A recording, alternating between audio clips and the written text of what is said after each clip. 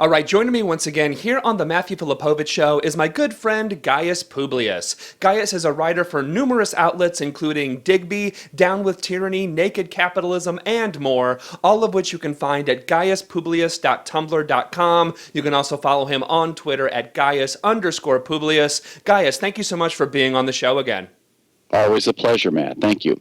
All right, so Gaius, the presidential primary season is officially in gear. We're going to ignore the Republicans for now. Right now, Democrats are essentially debating between Bernie Sanders and Hillary Clinton. There's a couple others, but pretty much it's shaping up right now to be Bernie versus Hillary. Let's begin with your general thoughts of Bernie Sanders versus Hillary Clinton for the Democratic nominee. Well, there's what the voters are thinking about, which is Bernie versus Hillary, and what the media is thinking about, which is Bernie is invisible, and it's Hillary versus Trump. It's Hillary versus O'Malley. Yeah. If it's Bernie versus anybody in the media, it's Bernie versus Trump, so they can tar them both with one stroke. The crazy stroke, the crazy hair stroke, the out of the mainstream the extremist stroke. Right. Well, it's crazy that, like, when you look at it, the fact that the media is ignoring Bernie Sanders, which again is nuts. Where right now Bernie is up in New Hampshire, he's really close in Iowa. What do you think? What are the obvious sort of reasons that the media is ignoring Bernie? Well, there's an obvious reason, and then there's unobvious reasons. The obvious reason is that in the language that I've been using, Bernie wants to take apart the insider game.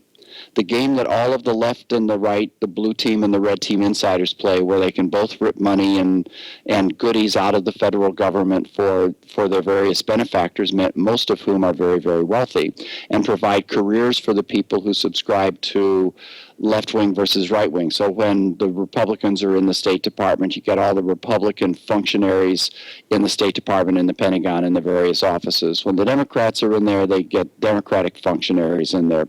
So it's a jobs program for the a jobs program for the blue team retainers versus the red team retainers. But at the very top, the policies are the same. And anytime something has to get done, for example, TPP, they unite together, the insiders unite together in a very obvious way to get that done.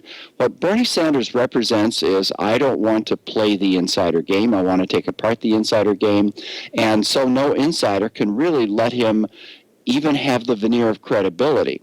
And he's getting that veneer of credibility both with his policies with the voting public and also with the fact that he's drawing these huge crowds, which is an obvious way to see it from the outside that this guy's credible. And they're just not acknowledging that. In fact, Naomi Klein recently pointed out a piece by Rima Regis in Alternet examining Maggie Haberman's coverage of Bernie Sanders in the New York Times. Haberman almost never mentions Sanders. She mentions Martin O'Malley as a Democratic primary opponent much more than she mentions Bernie Sanders. And yet the contrast between Clinton and Sanders is quite large.